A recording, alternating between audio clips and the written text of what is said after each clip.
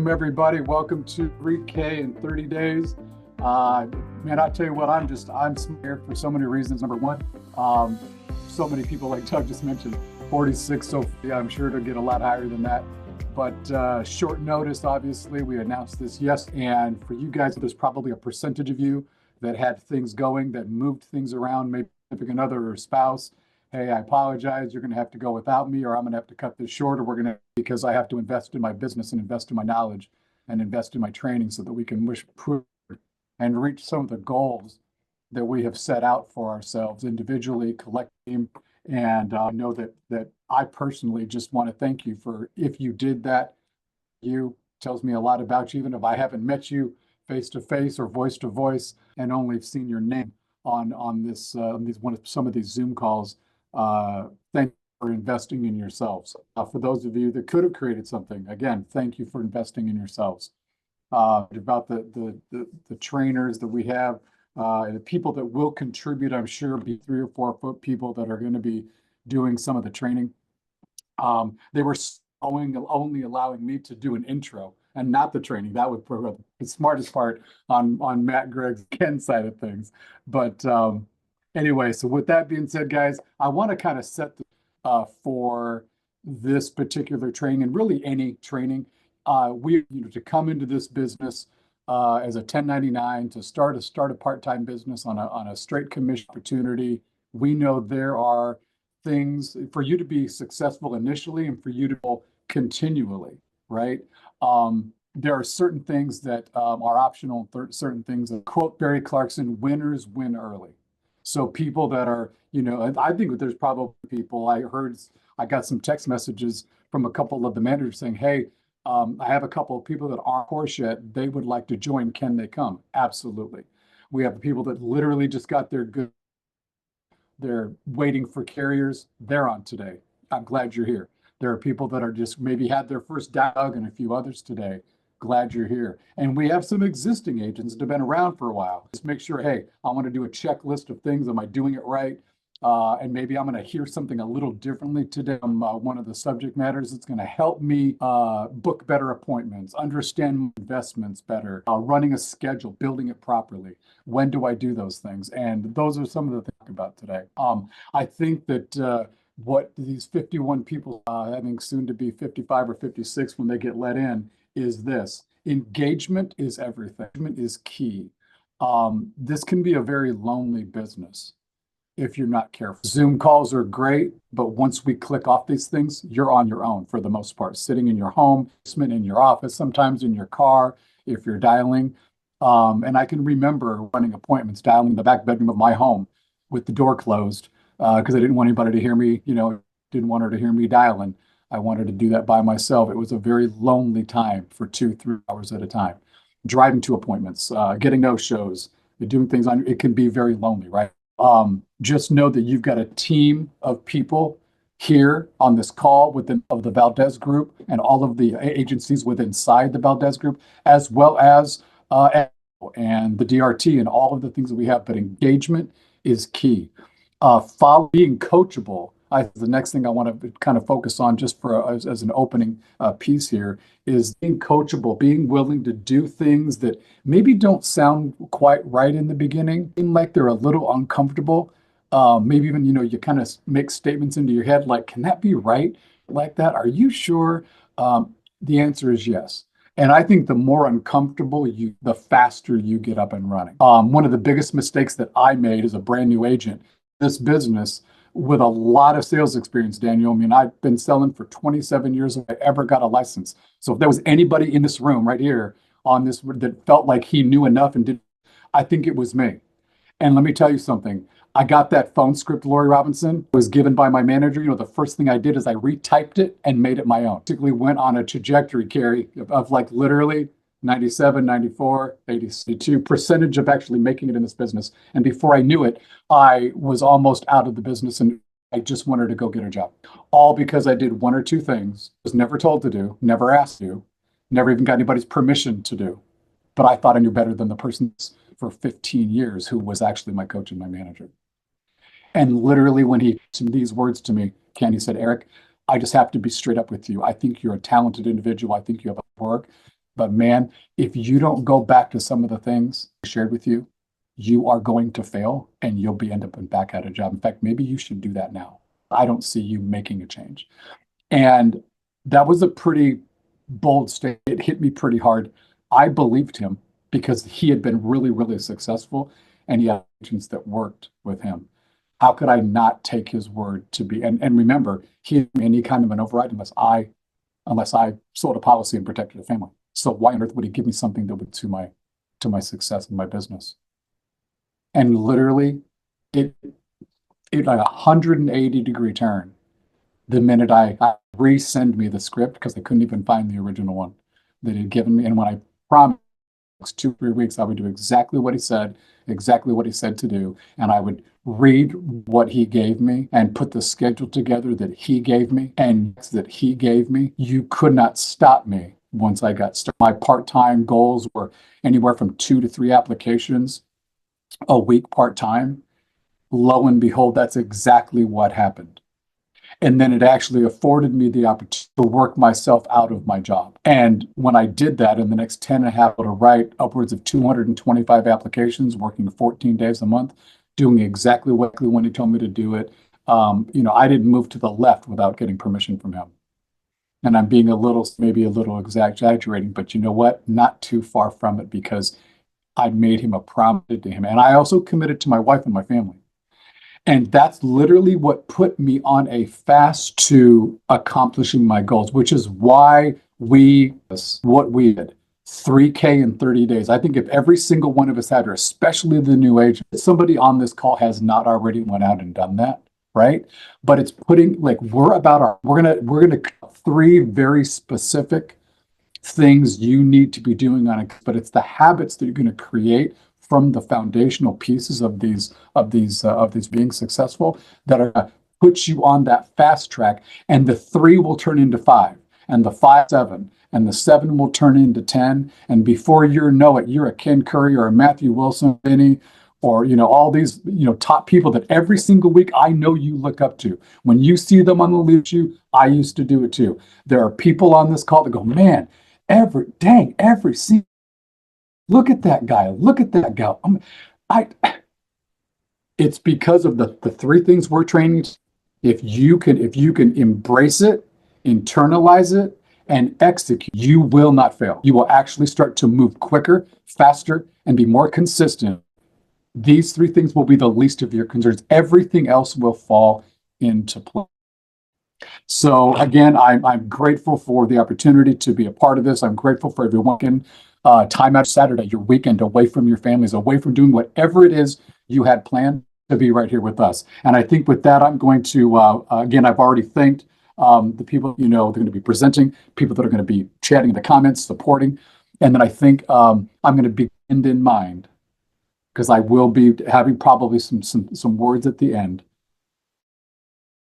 But I want to remind you, whether it be a podcast, a training, a DRT call, an opportunity to speak with your coach, or this 3K and 30-day meeting. I mean absolutely nothing if you don't do something with the information. Another, get off the phone and your wife says, or your husband says, so how was that? Oh, it was a really good training. And then you literally go back to doing things the way that you used to do them. So I'm going to get out those notepads, take notes. Yes, this is recorded. I do both. I hope that for those of you that go to the gym, that go for a walk, that podcasts or music or watch Netflix, I hope you take this training and listen to it over and over and over and over again. Because if you do these 3 things that we're training on today, it's like the 9th time I've said that in 15 minutes, you can't, you won't, because the people on our leaderboards, the Vinnies, the Glory Robinsons, all of these people, Chris Tinsman, all of these people, they have mastered the 3 things that we are training on today. So with that being said, I'm going to Mr. Matthew Wilson for the first segment, and we will go from there.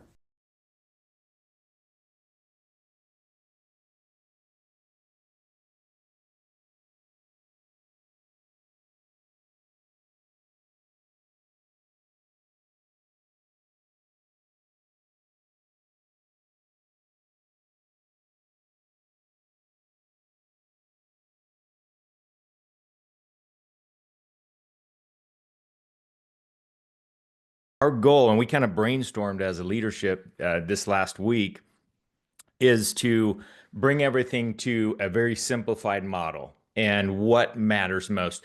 And I've got some notes. If I'm looking off screen, I'm just kind of reminding myself of some of the things that I wrote down in preparation for this. So, couple of things. First of all, there's a lot of things that you can do as a life insurance agent. You probably noticed. There's a lot in the training. There's calls that you can show up on. There's product knowledge. There's underwriting training. There's so many things once you get your license that it can be overwhelming. And a lot of those things will make you feel busy, but not profitable. And then there's a few of those things that are absolutely going to move the dial. So what we did on this training is we weeded out what are all the things that really don't matter that much, and let's serve up what is really going to give you, a profitable business at first. Okay. So that's what we're focused in on. There's a lot more besides what this training is, but what this training is condensed down to just the stuff that matters most for new agents or agents that aren't happy with their results. Okay. So with that in mind, let's do just some simple math to get us started, because what we're going to walk through is, of course, a game plan, 30 or 3,000 in 30 days. And I'm going to start by defining 3,000 as AP, annualized premium, and then we're going to roll it into 3,000 of income if you want to go actually make $3,000. Once you understand the basic math behind it, then it just becomes a scalable model. So, got my handy whiteboard. So let's jump in and get specific with it. Okay, so let's see. First of all, defining AP, 3,000 AP, right? Everybody recognizes when we do these abbreviations in life insurance, annualized premium. So that's $3,000 of annualized premium. An average application will yield $1,080. Sometimes we just round it up to 1,100, but about 1,080 AP. So on average, you're going to write an application. It's going to be right around 1,000. That's about $90 a month. So that's a very basic average sized. Oh, I don't know if you can see that or No, I not. was going to tell you Sorry, to move I'm that. going off the screen. Yeah. There we go. So it's about a $90 a month application. Some applications are going to be $42. Some applications are going to be $166, and everything in between. We're just talking averages because that's the best we can do. We don't know if you're going to have an awesome week or a week that's a little lower, but the average is this right here. So simple math, right? You guys are looking at this. Doesn't take a rocket science to figure out 3K is 3 paid applications. So you take that 1080 times 3, actually come out a little bit over. On average, you're going to have your 3,000 APV. So the question now becomes, okay, so how do I get an application? How do I do a 1080, $90 a month application? And that's what we're going to talk about. So one a week for 4 weeks, because the other part of this is if you did, you're going to have some that don't qualify or that don't get approved. That's usually about 25% of your business. So a 75% placement rate. So if you did 4 apps minus 1, because that one didn't get approved, you'd have your 3. So that's one a week, right? Very simple math. We have a month. We got 4 weeks. If you do 1 app a week, 3 of them will get approved, 1 of them won't. That's kind of the average, all right? You might get all 4 approved, and that'd be awesome. And if you're talking to your manager on underwriting and in your meeting, on your appointment, then you have a much higher likelihood of getting them all approved. But we're going to assume 1 doesn't get approved, and we're also making several assumptions based on very conservative ratios, and I'll show you that in a second here. So breaking it down, 1 application a week. So what do I have to do? Next logical question, to get that 1 application in a week, okay? Each week. So on average, if you book 6 appointments, you're going to have 2 or 3 no-shows. Again, we're taking formulas. So if you have 6 appointments, you're going to get, we'll call it 3 no-shows. So 3 people don't even show up. But from the 3 that do, a 33% close rate would yield 1 application.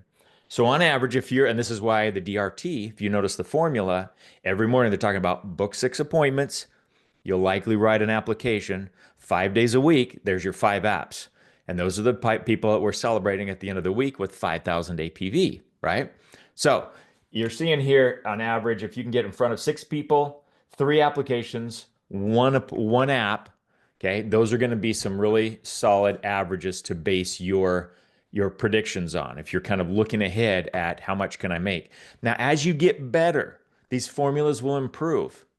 Okay, as you improve your skills for booking people, for getting them to show up, for closing, for placement, you're going to improve. And I'm going to talk a little bit about tracking numbers and things at the end before we move on to a different topic. But for now, you can go off of these as just basic averages across the board, even for new folks.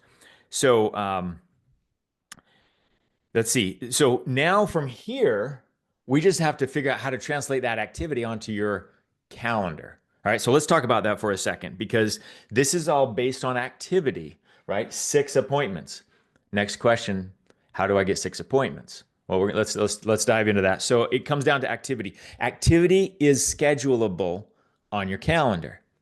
So before I jump into this topic, let me just say a lot of us come into this business as employees. Okay. I'm raising my hand the highest. I've been a really good employee, a good W-2 worker for about 15 years before I started my own business as a life insurance agent. So for 15 years, my brain was trained to show up when someone else told me to show up.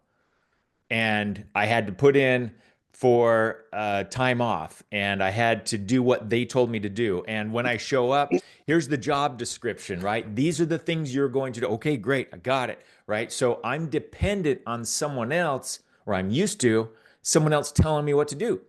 And I was real good at following directions. I never got fired. I had a very successful career.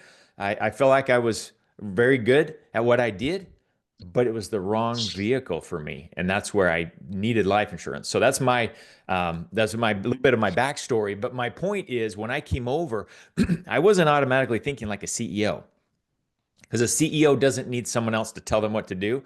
A CEO tells themselves what to do. So when we're talking about scheduling your activity on your calendar, that's you creating your own boss. Because a lot of people think, hey, I don't want a boss. Let's leave my job. I won't have a boss. Whoopee, I don't have a boss. Well, I always like to say you're wrong. You actually have a boss. Your boss is your calendar. So you definitely want to first create your boss, and then you want to hold yourself accountable to your boss.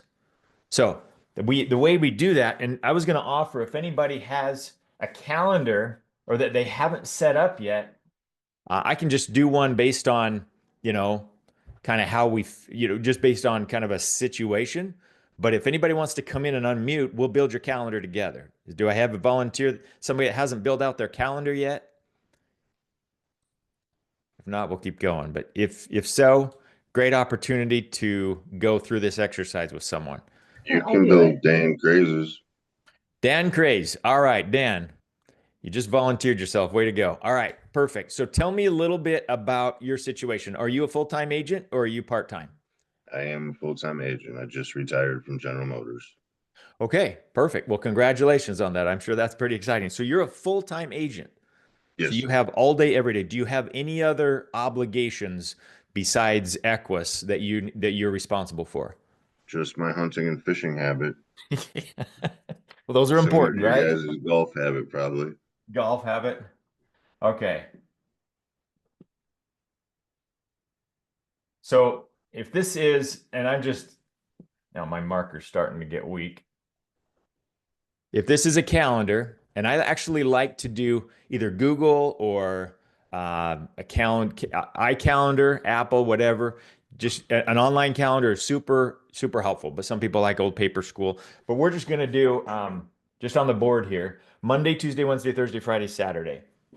So you've got 8 a.m. to whatever p.m. Let's call it 8 p.m. That's a 12-hour workday. Why not, right? You can choose if you wanted to end at 6 or whatever that is. You can choose your schedule. I know full-time agent is very simple because you've got all day, every day, nothing inhibiting. So you're going to you got your meetings.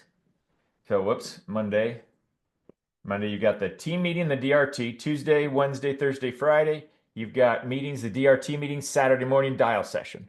First and foremost, if you're new, block off the team meetings. Those are super important. Okay, you're going to put those in first. If you can't make those because you're working, we get it. Do what you can. I used to take long extended bathroom breaks just to go around the corner and listen in the team calls for bits of time because that's all I could do. And so do what you can, but you want to be showing up as much as possible because this is going to support you in your training and your what you're learning. So you block those off first. And then the second thing is going to be dial sessions. That's because it's the second most important thing that you can do with your time besides those daily trainings. So dial sessions, okay? And now you're gonna just put those in and I don't know if you've got breakfast or you have a workout routine, but we're gonna assume you have a pretty open calendar. So dial sessions here, and then we're gonna do dial sessions, in the mornings are usually good. So if your dial sessions are right after the team calls for 2 hours, that's a very common model for a lot of brand new or full-time agents. Whatever that looks like for you, you've got to put it on your calendar. This is very important that you block it off intentionally and you have, then you follow that. Remember, you create your boss and then you follow your boss. This right here is your boss, okay?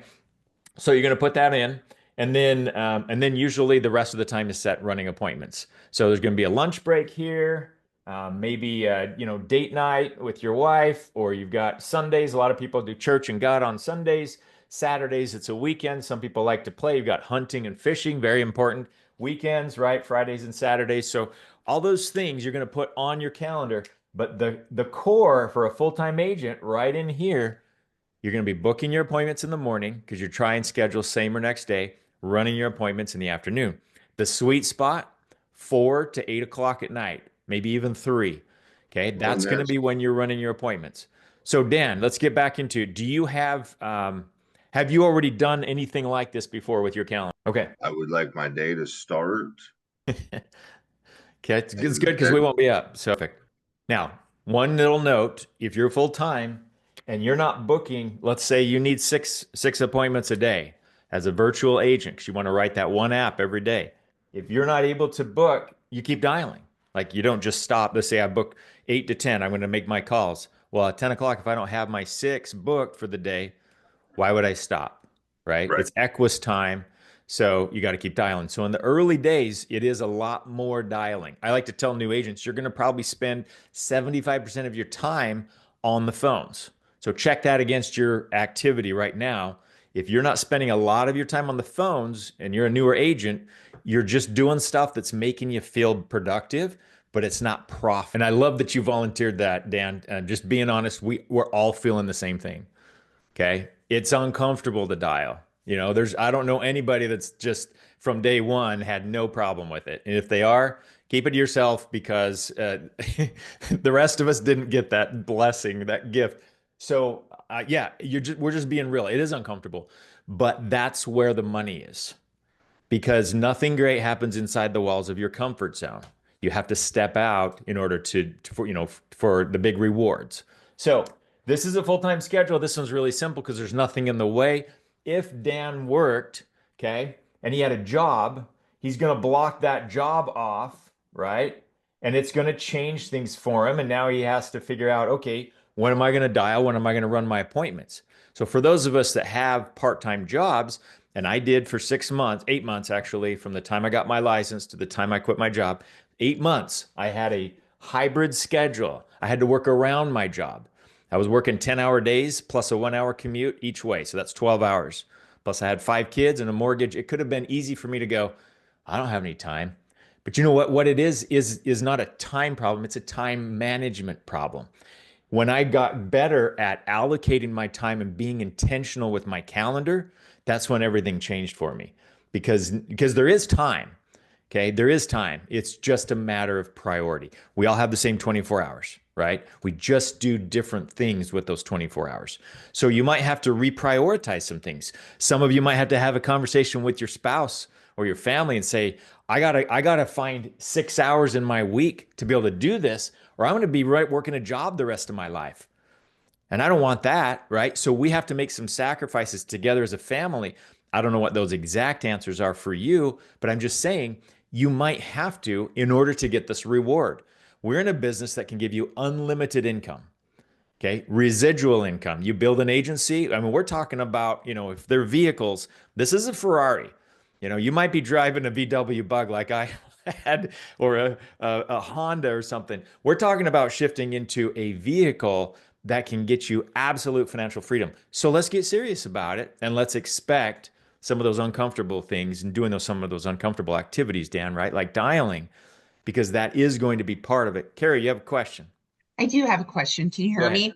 Yep. So, from where I come from, prime hours for older folks older than 60 are like early morning, right? So Yeah. you think about calling like 8:30 to 9, DRT 9 to 10, and I've been calling during the DRT, okay? Hmm. But then the other sweet spot would be that 4 p.m. Okay. Hmm. So, what about like dialing in the middle of the day? How does everybody do that when you're just dialing, dialing, dialing and not getting anybody to answer? It's so deflating. Yeah, no, that's a great question, and that's tough. During the middle of the day is usually people are more busy. It's harder to get hold of people. That said, I've had great sessions during the day, even just a 20-minute dial session, 20-minute pocket here and there. So it's tough when you do a marathon because you get burned out. Like I did Saturday morning dials for I'd dial till 2 or 3 in the afternoon. I'd start at 8, dial for 1, 2, 3 o'clock. I'm still going, and you get burned out. And if you do that every single day, all day, yes. So a couple of things. Gamify, look for ways that you can kind of make it fun. I have a little ticker. I wish I could show you, but it's mounted to the side of my camera or to my desk. But it's just one of those little handheld tickers, and I get to push it every time I make a dial. I don't know. It's not a huge reward, but it's something, right? Some people use paper clips. You move paper clips over, get 100 of them, move them to a different jar, and you go down to when you hit 0. Take breaks, put some music on. If you get a little burned out, go for a walk and come back. Um, you can choose how you want to do it, but if you have appointments kind of staggered in, you can also dial small in between those appointments. If there's 20 minutes here and 20 minutes there, those dial sessions all add up. So it's probably not likely that you're going to have to do like, 5, 6 hour marathon dial sessions every single day. And I get it. That would be super deflating. But when you do, there's also, texting or leaving voicemails if they're not picking up, or trying different phone numbers, trying from a voice, a Google Voice message, which is free.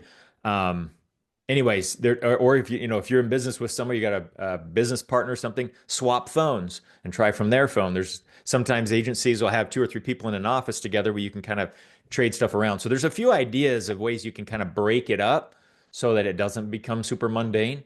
Right. Hopefully that's Now, what helpful. happens if you do a dial session like on a Monday Mhm. and throughout the day and you don't get 6 appointments booked? Yeah. You So know, I, I mean, like, do you just stay up until you don't go to bed? Like what, yeah, like, what is that? No one really talks about that. Like, dial until you get 6 appointments, and yeah. you're like, well, realistically, let's talk about that. Well, the first question is, are you making enough money that you're happy with your goal at Equus? And if you're not, dialing is what's going to get you the fastest, because you got to get in front of people. And to my experience, people don't show up at my door. I have to go reach out to them. So, so you got to decide where that threshold is. The 6 appointments a day that they teach on DRT, number one is for full-time agents, because part-time agents are not doing 6 appointments a day, I'll guarantee you. But it's also for people wanting to do a $20,000 paid APV month regular. So this is very high income. This is for people like killing it, right? So it's a good solid income. And Nick Theodore just taught yesterday, if you caught that on the DRT, his motto was, I'm going to sell just enough to cover my paycheck, and then I'm going to build for the rest of my week. Why? Because I don't want to keep selling the rest of my life. So if as much as I love what they teach on the DRT, if you don't want or need that much income, as long as you're making your income and you're happy with that and it's sustaining you, invest the rest of the time into building your agency, because that's also very profitable. And then one day you won't have to keep selling. So you have to kind of find that balance between where that is. If you want to crush it on sales, 6 a day. And yeah, you'd have to keep dialing. If you're dialing a lot, you're dialing older leads. The other way is to graduate up to better quality leads, you'll spend less time on the phone. These people are booking up brand new A leads. I don't know if you caught Greg this morning. Shoot, he booked up, well, I don't know, 5 or 6 within 45 minutes, I think is what he was on for. So brand new leads will also make a huge difference in the amount of time you have to dial. John, question. Yeah, hey, just to kind of add to all of that, in regards to Carrie's question about the sweet spot, I fixed that problem by getting my non-resident license in all time zones.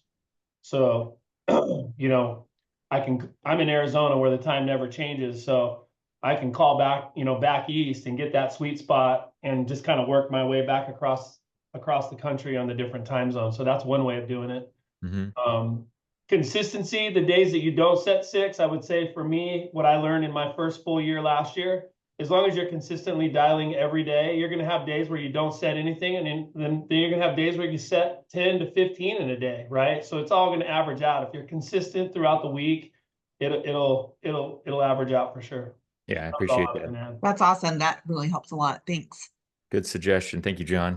I also did that same thing. I went and got 3 non-resident licenses based off of the quantity to where you could buy the leads. I took states that looked like they had additional leads, and that was a plan of mine. Yeah. Yeah, that's great. Thank you for those suggestions. And there's, that's what the Telegram is for too. So your mentor, people that, we're all here as a team. So if you're feeling it, you can chat with your mentor, you can post on Telegram. There's always going to be people to help out. So just in the interest of time, let's keep going. I just want to touch on this because a part-time schedule is super important. Remember, a lot of us aren't used to self-managing. Okay, we go to a job every day and someone else tells us what to do. Now, if you have a job and you're in that situation like I was for 6 or 8 months, then you've got this pocket to work with and this pocket to work with, right? You've got mornings, maybe. What I did is I found a pocket in lunchtime. No one told me that. Jason and Eric didn't teach me, hey, dial during your lunch hour. I figured that on my own because I was hungry. I wanted to get out of my job. So don't underestimate the importance of a burn, as strong as Napoleon Hill calls a burning desire, right? Because that's gonna be a source of creativity for you. You're not gonna have all the answers, but if you got that drive and you like, I can do this. I want 3K this month. I got to figure it out. It's not any question of how I'm going to do it or if I'm going to do it.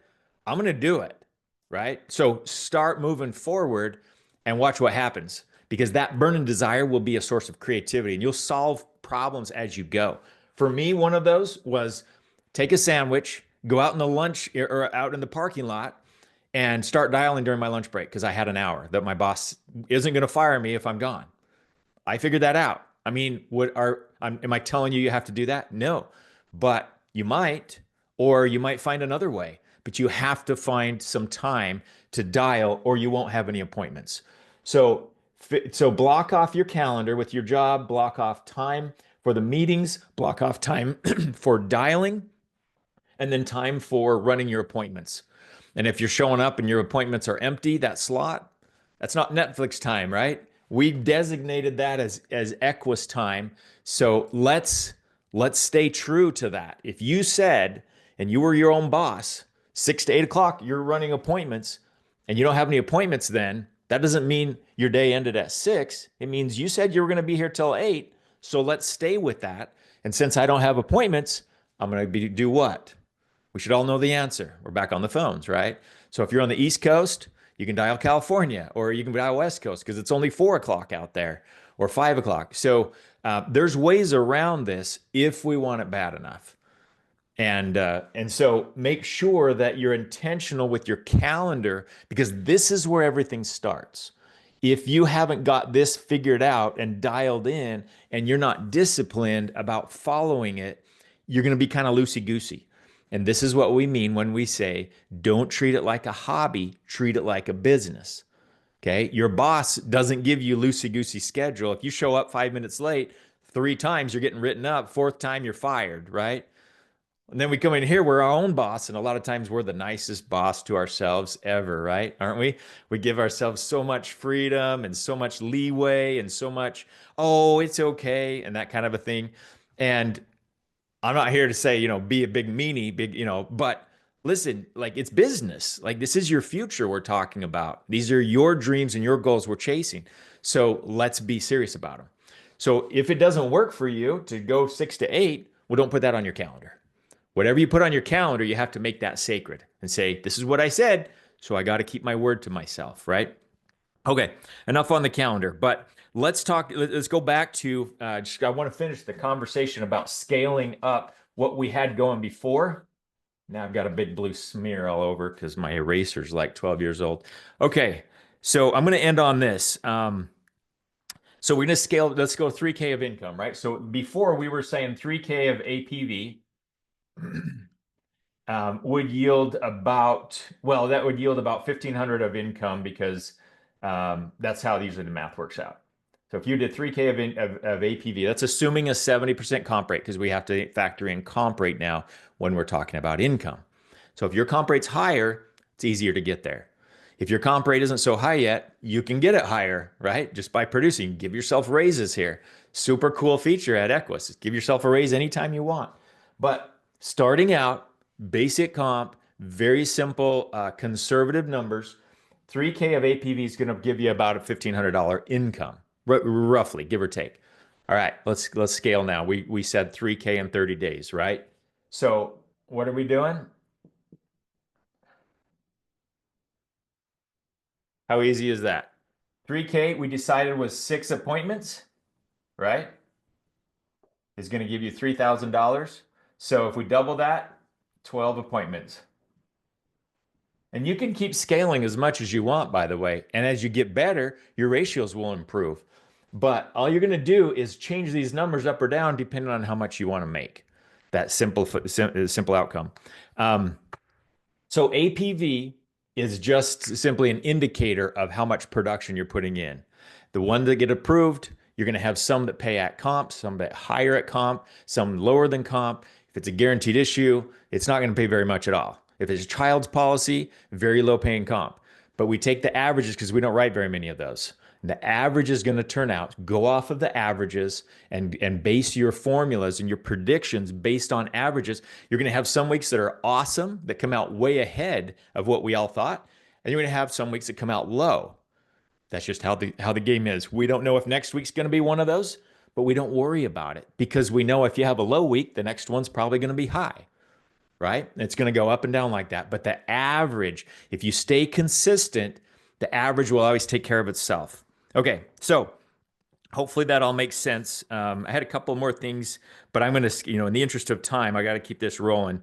Finally, the tracking, because I want to touch on this, and then I'm going to pass the baton on to the next topic. So tracking, there's four cylinders of your Equus engine. Okay, scheduling appointments, getting people to show up, getting people to write an application, and getting that product placed. So sets, sits, apps, and placement. Those are your 4 hurdles. When I teach new agents, I say you learn those 4, you can pretty much make as much money as you want in life insurance. Deanna Cooper, we always reference her. She's the #1 agent at Equus right now. She's really good at those 4. And you want to get good, you want to write, $1 million like she did last year, get good at those 4 things and do it over and over and over all week long. That's it, right? Sets, sits, apps, placement. You want to track those numbers, share them with your manager every week so that we can help tweak where you're weak and then get you better and get you to where you're firing on all 4 cylinders. Okay, so enough on that. All we need now, if we understand this, is next logical question in sequence. How do we get the leads? What is the right amount of leads? And how do we learn to schedule those leads? So next questions, right? How do we get those leads? And then how do we put those people on the calendar? So thank goodness that's what we're going over next. All right. Good morning. We did have a good dial session this morning. And one thing that I would say on leads, and this is pretty much anything in this business. Don't try to figure it out on your own. Okay. I'll let you in on a secret. Whoever brought you in the business, or your RM or your manager, is it all right if I tell this secret, Eric? Okay. That when you write business and you make money, they make a little bit of money. Okay. So, now the cat's out of the bag. So, they want you to succeed. We want you to succeed. So we're not going to hold back any information. Here's why I say that is when it comes to leads. I've had folks call me up and say, "Hey, Greg, I bought I just went and spent $200 on leads." Well, if you come to me, and if Eric came to me and he's new and he says, "Hey, Greg, I just spent $200 on leads. What can I do?" Awesome, Eric. Okay. What kind did you get? You know what? They were real cheap. They're all in Chinese, but man, I got a bunch of them and they were cheap. Okay. Awesome, Eric. Um, I don't know what to do. They actually Timu was having a sale. yeah, they paid me to take them. So, but seriously, get with your coach, whoever's coaching you. I highly recommend the RMs or your sales managers, the ones that are making things happen. They'll have an idea for your situation and your skill set and your budget. Okay, so everybody's different. So there are different types of leads. Most of everybody knows about Lead Center. You've got the what they call real time and the aged leads. You've got folks that will have responded by mail-in lead, or talking about mortgage protection, or what they call an IVR lead, and we can get those. I don't recommend folks start out with them with the A leads. A leads are great. That's something to work toward. And I had some folks ask me about them this morning. That's what I was using for me personally. But here's the way I look at A leads. Okay, I can get 10 A leads for $500. And if you're brand spanking new on here, don't freak out. Okay, that's not what we're going to recommend. Or I can get 100 $5 leads. Okay. If you spend $500 on 10 A leads and somebody says, "Hey, Greg, man, I'm busy till May 15th. Okay. I got that on one this morning. They booked an appointment with a previous agent for May 15th. Okay. I'm getting with them on Monday.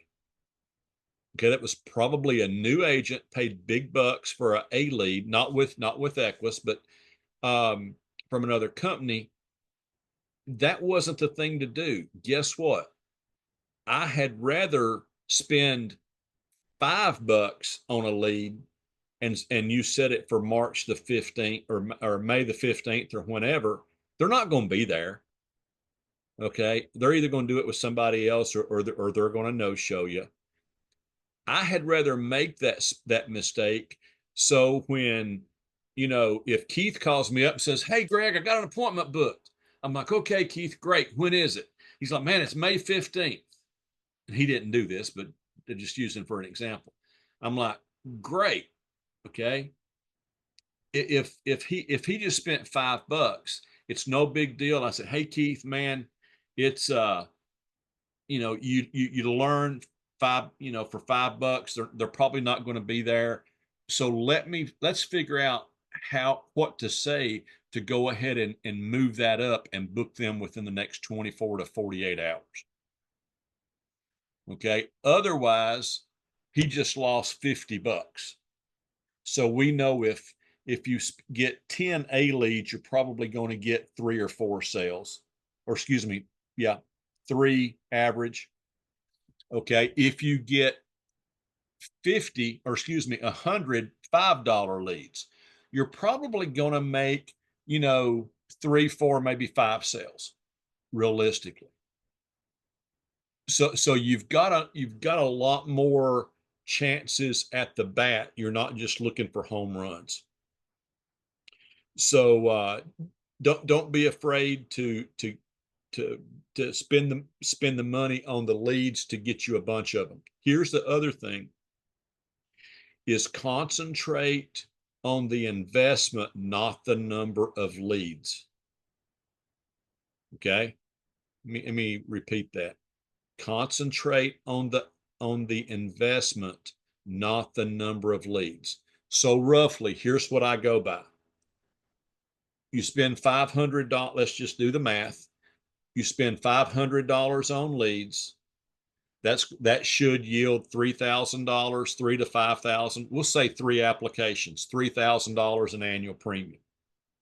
You're brand spanking new. Maybe you're on a 70% contract just starting out. That's going to make you $1,500 up front. You got $500 that you spend in lead cost. Okay. Same thing if you get 100 $5 leads, you're probably going to get at least one more sale out of them. But let's say that you just get 3. You can mess up a whole lot. Okay. You're looking for 3 out of 100. That means you can mess up 97 times. And you're still, your profit margin is the same.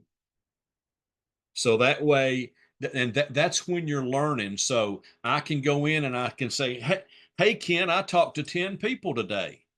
And Ken's like, great, Greg. So when are they booked for? Man, they're booked for June. All right. Guess what? Or hey, Ken, they asked me if I can call them back next week. I made 10 mistakes, but it's not detrimental. So get, and that's the other thing is you want to stay in touch with your coach during the process. Don't call through all your leads and say, hey, Matt, man, I went through all my leads. I'm ready for some more. Okay. No, it's like getting in your car, going somewhere that you're not sure of, and it's supposed to take you 4 hours to get there. Don't drive for 4 hours and then try to figure out where you're at. Okay. I actually done that on the way to Ohio to a meeting one time, hour and a half in the wrong direction. Okay. Even somebody hard-headed like me, you learn that one time. So number one, get with your coach, get as many leads as you can. Make sure you're using the script. And here's the way that I've always looked at leads is leads are like that. They are an investment. It's like if I give Eric, if I could give him $100 and him give me back 200, I give him $100 bill. He gives me 200 back. Okay. And I'm like, okay. And he's like, okay, you want to do that again? Yeah, I'm gonna give you another 100, and maybe I've got to run around the house for a while or do something. My thought is, okay, how many times will he do this? If I give him 5 $100 bills, will he give me back 10? That way I cleared $500. Okay. So that's been my mindset from a business mind. Some folks will complain, oh man, I had to give Eric $500, but I made 500. Okay. If it took me all day to do that or all week to do that might not interest me. But if I can do that in a day or in a half a day, now we're trading time for money. So my thought is some people flip a house or flip a car. You go out and you pay a bunch of money, you fix it up, and you hopefully you sell it. Leads are the same way. It's a trade out. I want to put money in and see what I can get back. Here's the other thing. When you get your leads, are you going to be kind of freaked out that you're going to mess up? Yeah. Or if you are, don't be surprised. That's normal. I was reading, Leanne and I were talking this morning. There is a negative force out there that holds more people back, and it's this little thing called fear. Okay. What if they ask me something, Carrie, and I don't know the answer? Is that okay? Is that going to happen? Yeah. Okay. Are we going to make mistakes? Yeah. So it's like, well, let's hurry up and get it out of the way. That's when we learn. Is when we make mistakes. So here's another thought: is instead of making 2 or 3 mistakes this week and 2 or 3 mistakes next week on the leads, and working on no shows, how about let's get enough leads to where we can make enough mistakes. Let's make 30 mistakes today. Let's do enough activity where we can make 30 mistakes today, and you'll run across somebody that they'll say, oh yeah, I've been waiting on you to call. And it's just going through those numbers. Jason, I see you on here with us. Do you have anything to add? Nothing really much to add to that. As you were saying all of that, can you hear me okay? Absolutely. As you were saying all of that, it made me bring so many memories back to the forefront of my mind. It's like, and I always think day one in this business, or one day, like, where are you in the business? And wherever it is, just whatever level of commitment you're ready for, that's kind of what we want. The whole idea behind this is to get us all on board and in the same groove, in that wherever your goal is, you want to to make sure that you're doing the activity necessary to get to that end result. And kind of as I was looking at the trailer for this, the whole idea of 3K and 30, I was thinking to myself, where are we in the business? Where are we at? And where are the day one people, like where I was back in 10 years ago? And I'm thinking to myself, with leads specifically, to kind of bring it back to leads. Obviously, I don't do a lot of the dials. I give a lot of credit to Crystal for that. But as far as the leads that we invest in, even back then, I remember a lot more activity. I always think of that baseball analogy, and I'm not a baseball player. Eric is, but you have more swings at the bat in the beginning. So the activity that you can get from those swings at the bat, you have less time, or more time and less money. So you want to actually practice as much as you can and hit as many of those targets as you can by having more lead flow. And the way to do that with a higher ROI is going to be with older lead data, with the Bs, the Cs, whatever you can get inventory. And I know Greg had mentioned $500, like $500 for 10 A leads.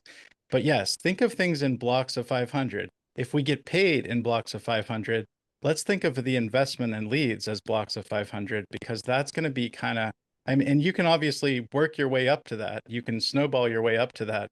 But when you start thinking in time and frames of $500 increments, then you can start to see the forest through the trees, so to say. You're not going to be clinging onto the branch. If you want to back me up on that, I don't know if I'm saying anything, if it makes sense to you. Absolutely. And as you're saying that, here's one thing that popped in my mind is when we get our leads, and somebody asked on the dial session about leaving messages. Here's a thought process, and the way you get your dial numbers up is your first week. Let's say that you go out here and, I don't know, you get some leads. Okay, let's say you invest in $300 worth of leads. Okay, this is your first week. Watch this. You get 300, you invest $300.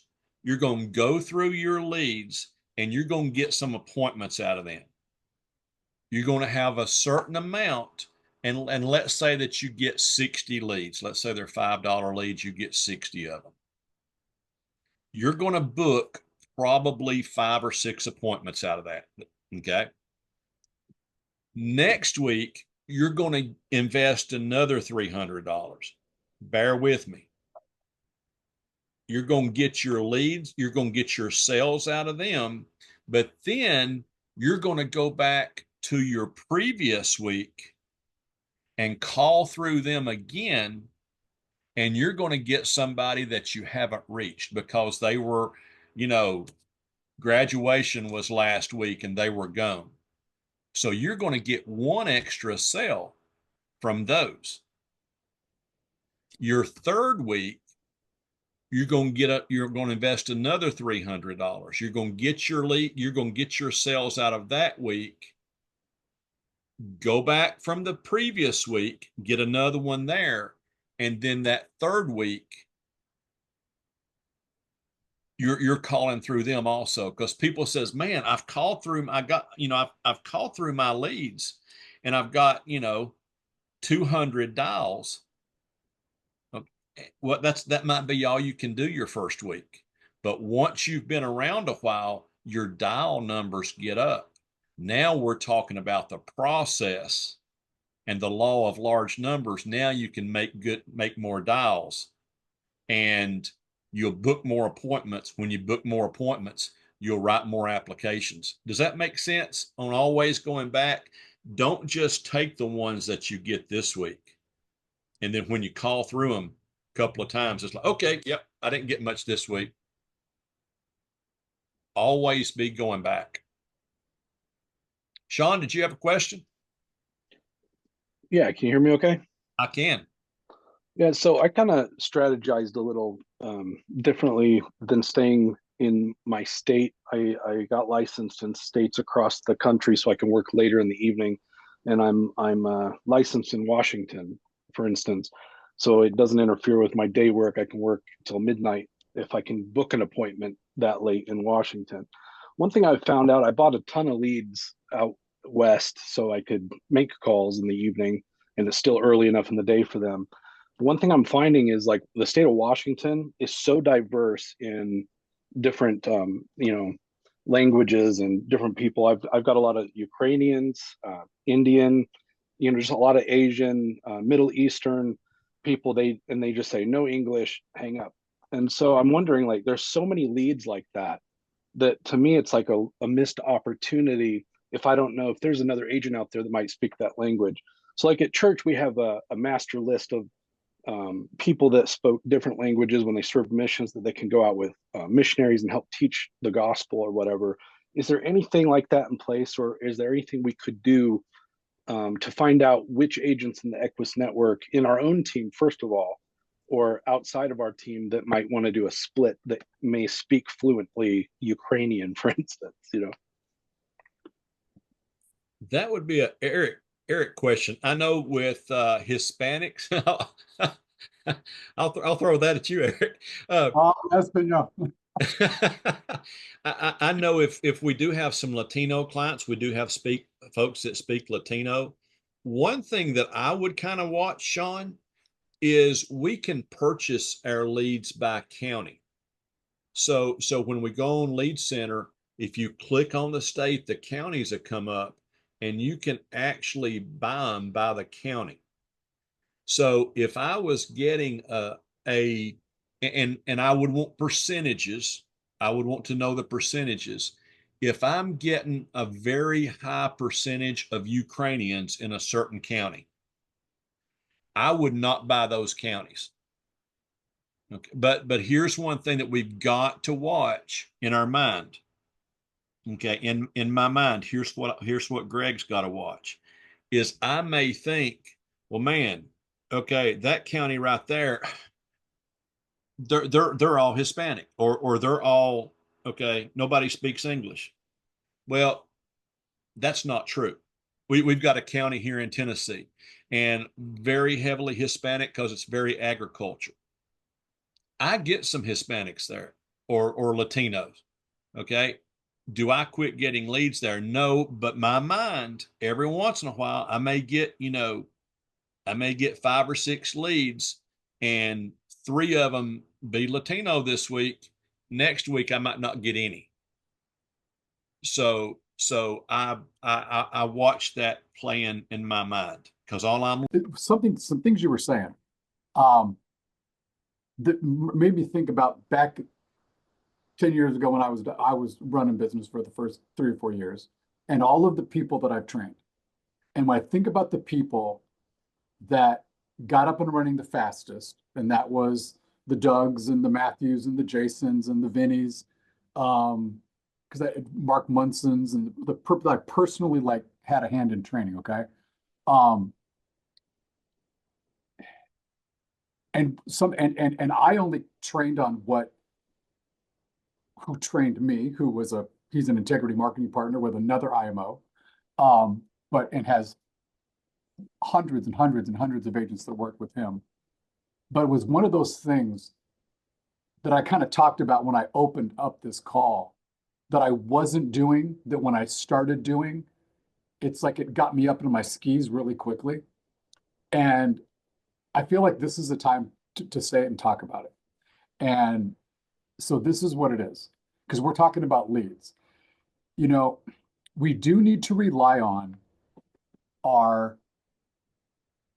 coaches and managers for the strategy part for sure. But we also need to take the responsibility of doing some research on our own. So I'm going to give you some things that I think would be really good for you to start doing on your own, because your manager is going to have questions, right? So like I can think of like when I was training Vinny, when he was brand new 4.5 years ago, I told him that every Thursday or Friday, but he was responsible for telling me what day it was going to be. It was his business.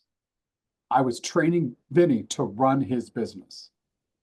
I'm not the manager at the Walmart where I call you over the speaker and say, "Hey, Vinny, come back to the office, please." No, he needs to come find me. So you need to go find your manager. Dan, I'm training Dan right now. Okay, Dan Craze. Dan text messages me like 3 times a day. I don't care if it's 9 times a day, but like he's on it, right? And that's why he's starting to have, and he hasn't written his first application, but he's gonna. He almost did. But I think we're still gonna get that guy, Dan. But so, and by the way, he was, and it was a good thing. So just so Greg, he went out and bought $350 worth of leads, and then texted me, "Hey, I just bought a bunch of leads now." And Dan, what did I say? I'm like, "That's awesome," Now, and here's the luck, but the great part of it was he bought the right ones. so I was like, "Phew, okay." So they weren't Ukrainian leads. They were like, when he didn't buy the leads, they were trying to avoid like the tariffs and stuff. One of those China leads we were talking about. So it was like, anyway, so having a little fun. Okay, but he was. Oh, you like that one, huh, Sean? so he bought the right ones, but I love that he took responsibility, right? And that tells me everything I need to know. So so here's my counsel to all of you guys.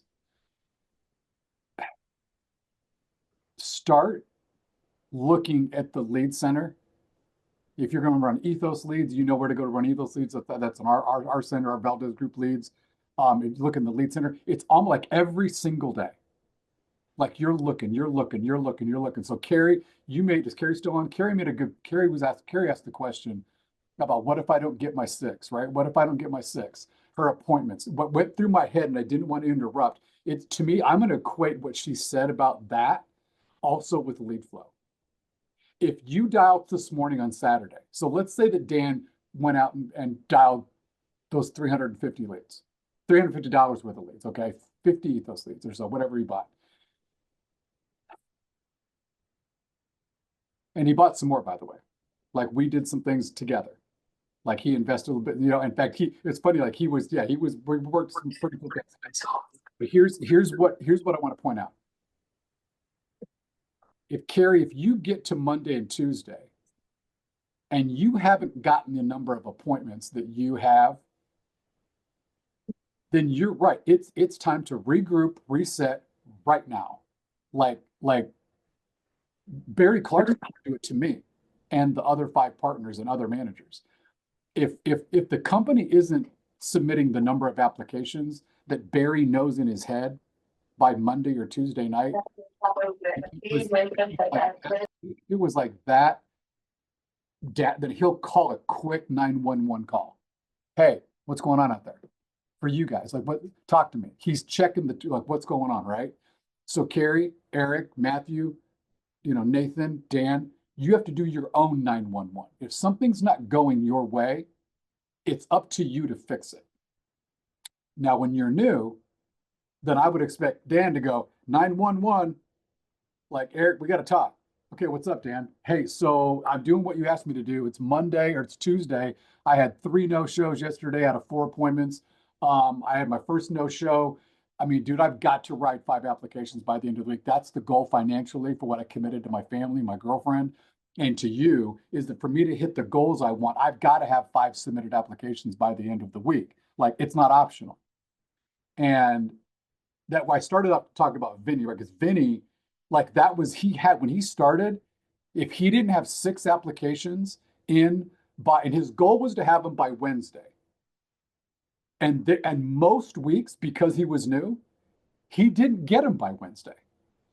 So Vinny, now that you came across, how many I already know what you're going to say, so I didn't have to coach you on this. When do you dial? When I don't have enough appointments. Which is all. So and by the way, I know you. So how many appointments did you have on Monday? Last Monday. Yeah. I could tell you exactly. Yeah. Okay. Last Monday was the 21st. 1, 2, 3, 4, 5, 6, 7, 8. 8. Okay. So if you'd had 3 appointments on Saturday by 12 o'clock, if you dialed for 4 hours and only had 3 appointments, would you have stopped dialing and gone to the beach? No. Would you have dialed Sunday night? Yes. And then if you have a no-show, do you go get a Starbucks and cry about it? No. Okay. All right. So, but I do want to tell you, and Carrie, she hits it when she says, be realistic with me. Yeah. And if anything, I'll be realistic with you. You need to protect your dial time. Protecting dial time is key, right? If you're using 1 or 2 numbers and you keep calling somebody from the 1 and 2 numbers, most likely you're going to keep calling even at prime time or not prime time. They're not going to answer because you're spamming them. So when I tell you to protect your time, that's crucial. Protect the time, protect your phone number or what number you're calling from. That's key. So strategically, everybody hits hard about appointments because without appointments, you don't have a business. The lifeline of anybody's business here is your appointments. Why are we talking an hour and 15 minutes about appointments? Because without appointments, you don't have a business, and that's so crucial. So everybody's looking for the secret sauce on appointments, right? Eric asked me a question yesterday. He said, Vin, what was harder, in person or doing virtual? And my answer honestly was, I thought being in person was harder because I drove an hour or an hour and 10 minutes. And guess what? There was a no-show or they weren't interested or they didn't qualify. I had another hour and 10 minutes to think about it. In virtual, I don't have to think about it for an hour and 10 minutes. I could just pick up the phone or go eat lunch and come back and pick up the phone and dial 3 and book 3 more appointments for the day. And you can't do that, going to somebody's house and traveling, because if you have 5 appointments for the day, that's 5 appointments. You can't book any more after that, unless you pull over the side of the road, which we did, and we booked more, but it wasn't for the same day because we had a specific route we had to travel. Now you don't have a specific route. You can go and work California, which is 3 hours behind me. And you know what? Now I could book 2 more appointments for the day. So, yeah. At the end of the day, it all comes down to who wants it and how bad do you want it? And that's really what it comes down to. Eric had said something yesterday on our leaders call about I worked in the union for 22 years. I did manual labor. All right. I did tile, marble, and terrazzo. So if anybody knows and picked up a piece of tile, I picked them up all day long. Not only that, sheets of marble, countertops. You want to talk about physical labor, and that's why I'm successful here is because I know what work is. I know what a work habit is. I know what a work ethic is. You want to exchange your time for somebody else's money, or do you want to exchange your own time for your own money? That's the bottom line. Okay. I don't want to get off of that, but again, we spend so much time on appointments is because without appointments, you do not have a business. Forget about somebody asked me the other day, an agent asked me, he says, well, when do I learn underwriting? No, you need to learn how to do an appointment. First point, book appointment, learn that, master that, and then you get on the job training. I'll teach you how to do underwriting. And that's where I learned. I learned how to, you have to master the point of dialing. Once you master the point of dialing, guess what? You have confidence. You've gotten beat up. You've gotten tough skin. And you know what? The appointment doesn't make a difference anymore because you've built all that. You built your tough skin. You built, you built your confidence. You built all that through dialing. Yep. You're actually, and so I'm going to go, since most people, thank you, Vinny. That was perfect. And part of the answer that I knew he would have gotten to was Vinny dials every single day. Let me tell you why. The reason he had 8 appointments, that's a great Monday for him. So Carrie, you talked about 6 or 8 because that's what the DRT preaches, right? But Carrie, not everybody on this call, there's probably 2,500 agents at Equus Financial, and probably 40% of them are full-time. Maybe not even 40%. So that means that 60%, 1,300 people, are completely part-time. They're the Kimbers of the world. What does that mean? Kimber ran Tuesday nights and Thursday nights after 4 o'clock. She ran 2 appointments on Tuesday, 2 appointments on Thursday, and then every other Saturday, she'd go try to run a couple of appointments if Charlie could watch the kids. That's 65% of the Valdez group. So when you say 6 or 8, if Amanda says, well, wait a minute, I'm never going to have 8 appointments. I don't even want 6 appointments on Monday. I got a great job. I'm not going anywhere. I love who I work with. I just want to make an extra $500, $1,000 a week, just like the ad said. Okay, so the answer to Carrie's question, Vinny's, or even the brand new person that says, I only want to run 6 appointments a week and write 2 applications a week, 1 or 2 apps and make 500 to 1,000. If you're not getting the number of appointments that you need to accomplish that, then you don't stop until you do. In other words, you have to make, I call those carburetor adjustments to your lead flow. So that's, if it were me, Siri, remind me every single morning, or if you're working your full-time job, every single lunch hour from 12 to 12:30, remind me to check the lead center. If you're not using this stinking phone like that, this is a computer with the phone function. This is not a phone. This is a computer with a phone function. That's Hey, Eric, why don't you tell everybody what I texted you this morning about my lead flow and what we need to do, right? I'm a top, all right, I want to say a top producer here at Equus. And guess what? I didn't get enough leads this week or yesterday to set up my week. So I already texted my manager, Mr. Valdez, and say, hey, listen, we need to do something or find some other way that I can produce more appointments for next week. I'm no different. I've been here 4.5 years and I'm still doing that. And you're still reaching out to me and say, hey, can we have a strategy session? Because sometimes, because you're in the woods, you're in the forest, right? And I'm going to say that I'm in the helicopter. Why? Because he's in the forest. He's trying to get through, those old Vietnam War movies, right?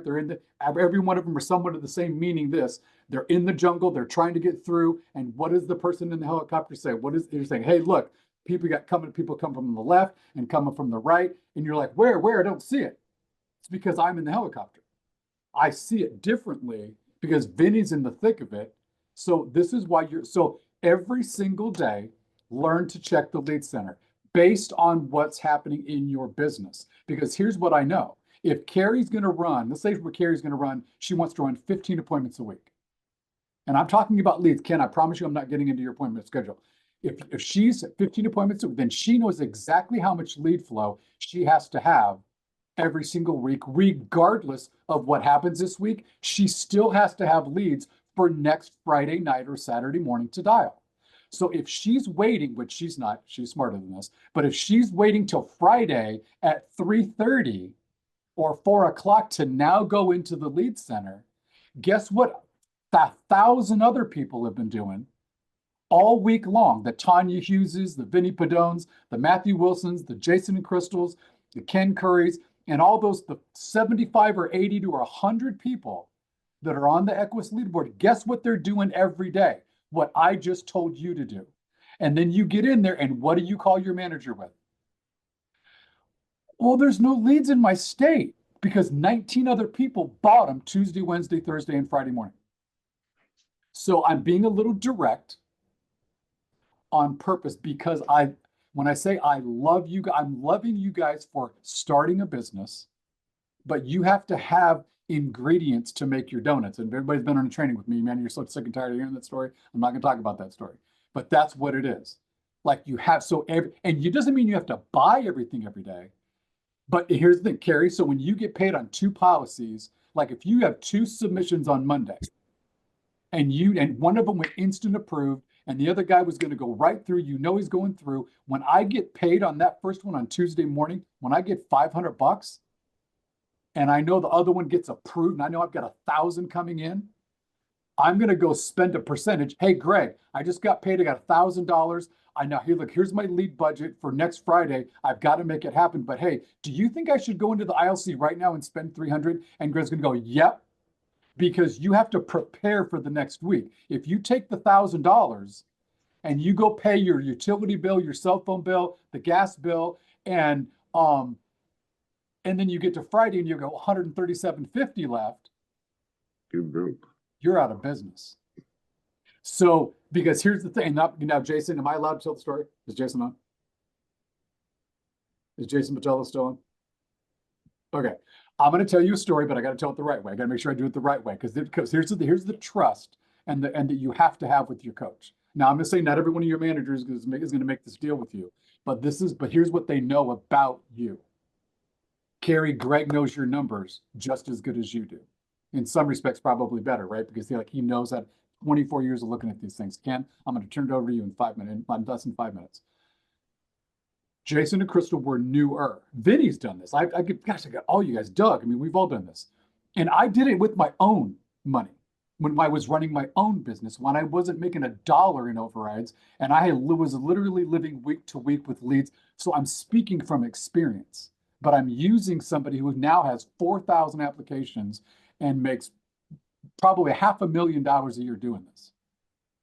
Okay. Jason and Crystal, early days, 4, 5, 6 months into the business, probably not even that long. And Crystal Patello calls me. This is the trust. And I love that she reached out to me. She said, hey, Eric, she goes, so I got a dilemma. She goes, I just don't know what to do. I'm just freaking out over here. I'm like, what's the problem? She's like, okay, so like, we've been, when we started this business, we were behind in our bills. I told you that. We're trying to get out of it. We're using this job to, but here's the deal. My cell bill, which is 2 months behind, is due in 10 days. It's $925. And if I don't pay the bill, they're going to shut me off. But we have to have our cell phone to make appointments. But I have $700 in cash that it's got paid on these apps. What do? Do I save it and pay or do I and I'm like, here's what I'll do. And then here's what I knew. Greg, I knew their numbers like Carrie's numbers. Like, okay. And I'm like I'm like that. There's no way. You know what? They're going to close this for sure. So I made a deal with her that I knew I was never going to have to follow through on. But she felt better. Like it took the wall down, the fear out of her. And here's what it was. I said, I'll make you a deal. I want you to spend every bit of that $700 and let's go buy leads together. And if you haven't made enough money to pay that cell bill in 10 days, I'll pay it for you. She just needed the pressure taken off. Most people, including you, when you're backed into a corner, Carrie, when you have to have these appointments, Doug, I know you do it. I know Vinny's done it. I know Matthew used to do it. And a lot of us do this. They made just shy of $5,000 in deposits within 9 days. I never had to pay the bill. I would have, though, because I committed to do what you say you're going to do, right? But see, here's the thing, though. But see, you have to, but here, you can't get to that point unless you're moving forward. So I'm still on leads. I'm going to turn it over to you, Ken. But guys, so in the lead center every day, I'm looking at our little thing here. Now but strategize with your managers. And if I can make up for all you people that don't have a bunch of lead budget, I want you to go on there's websites everywhere. Maybe some of you who know where you can get them at, go post them somewhere. Please post them in the Telegram. Nobody, if you're not the 60 people on this call, then the people in the Telegram are going to wonder why you're doing this. Go for $10, go print up a business card that's offering complimentary policy reviews. I've had agents do this and they had a lot of success. I was more verbally, I never went and made the card. I should have. But can I tell you something? When I was in the beginning, when I didn't have a lot of money to buy leads, I offered everybody in my family, people that I worked with in prior businesses, tellers at the bank, the person who ironed my shirts at the little laundromat in Galion, Ohio, the cash register lady at the drug mart where I went through and bought, my Tylenol. Like, I told everybody what I did, and I offer complimentary policy reviews to make sure you're in the right product. And by the way, there's a lot of, it's warm market. I guarantee you without a shadow of a doubt, you will write business in your community if you just start telling everybody. Do not be a secret agent. Tell everybody what you do. Like, to me, it's 911 right now. You're here spending 2 hours of your time because you need and have to have something change. You got a license because something needed to change. I feel like I'm back in my overview, Greg. Every single one of you had a kitchen table conversation of some kind with yourself, with your significant other, or your children, or a mother, or whatever it is, that something needed to change. Do not make this another stop in your journey. Make it the last stop. Because if you figure it out, if you will go through the learning curve, and it's not going to be easy, but if you can get through this learning curve, you will never in your life have to get another part-time job. Why would you ever want to? Who on earth wants to go give Target 20 hours a week, 80 hours a month, at $17 an hour? Put it in your calculator right now. It's like $1,250 or $1,300. Take 25% out for taxes. Why on earth would you give somebody 80 hours of your month for $1,000? That is a Monday for Carrie Lyons. And she still gets to watch Netflix at nighttime if she doesn't have appointments. So the point is, so why on earth would you do that? Collapse time frame. I get to talk to people. I get to protect people. I get to get on Zoom calls like this with my friends that actually have a like-mindedness about me. They encourage me. They help me. They celebrate me. They walk me off the bridge when I'm ready to jump. Like, all these things, right? You should never in your life ever have to have another part-time job, ever, now that you have a license. So just plant your flag, say, I'm not going anywhere. I'm going to figure this dang thing out. I'm going to connect with my manager without fail, and I'm going to do everything he tells me to do. And I'm going to make it.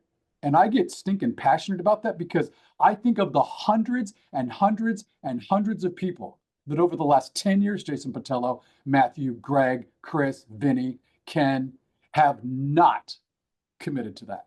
And I feel so bad for those people because they were right there. And thank you. Okay, for everybody that wants to know, I've been doing this for 5 months. and you totally just put a fire in my belly. So thank you. Yes, Good. I'm doing my daughter's hair at the same time. So thank you. I love it, Carrie. Beats working for a living, right? Talking about your multitasking. Okay, good. So okay. So now I'm done. I'm going to get up my high horse. Ken, I'm going to turn it over to you to do your thing. And so I feel like I had to say that because it was building. It was building. It was building. Okay, now I'm done.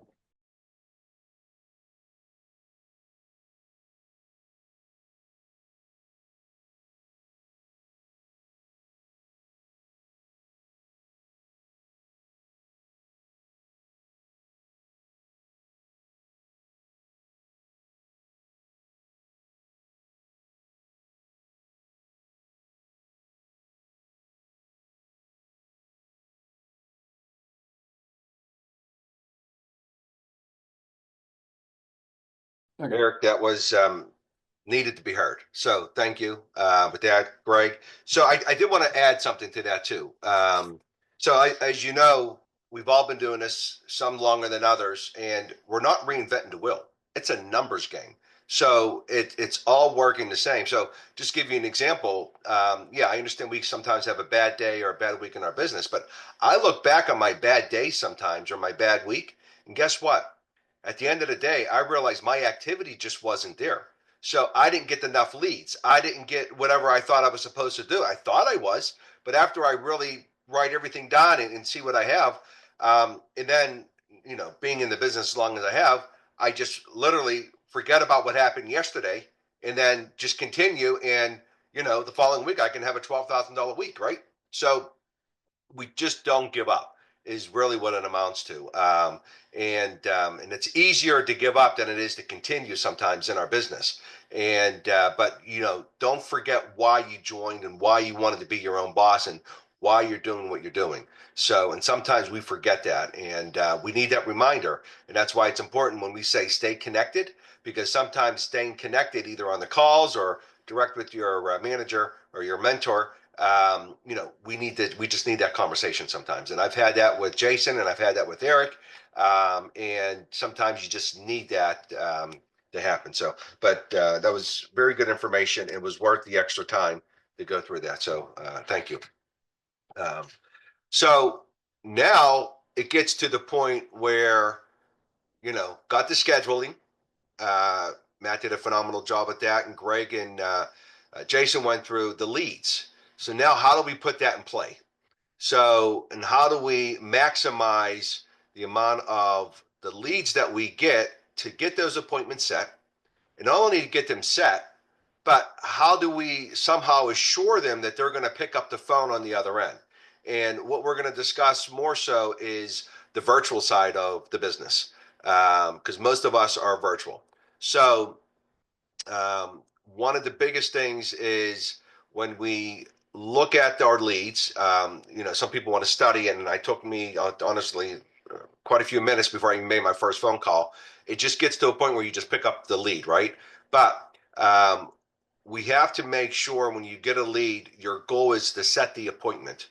You don't need to worry about the product. You don't need to worry about what you're selling them. You're calling as more of a customer service person than you are calling as an agent who wants to sell them right there in the spot. And sometimes I think that's what gets people nervous at the beginning, especially, is they think they need to know everything and you don't. So I think Vinny mentioned it and quite a few mentioned it, that you need to just understand the script, study the script, and that's it. End of story. We will help you with the rest. So what do I mean by that? Well, the script, it's in the agent builder. Matt, I forget exactly where you have the script at, but we use the mortgage protection. There's also an ethos one in there too, but I'm focusing on the mortgage protection side, that we need to understand the script more so than anything.